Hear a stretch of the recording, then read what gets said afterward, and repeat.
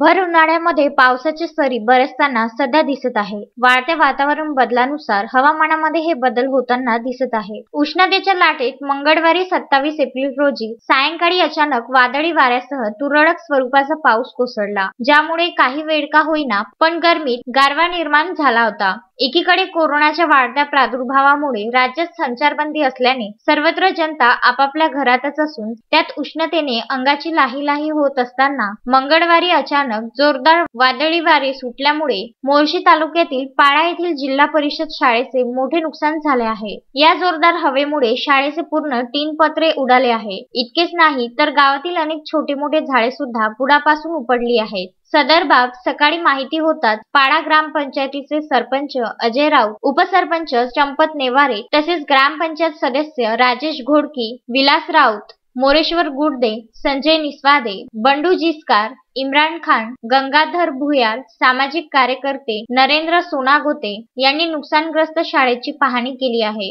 याबाबतची माहिती पंचायत समितीच्या शिक्षण विभागाला सुद्धा देण्यात आली आहे. संजय गारपवारसह दत्तराज इंगळे, विदर्भ न्यूज, मोर्शी.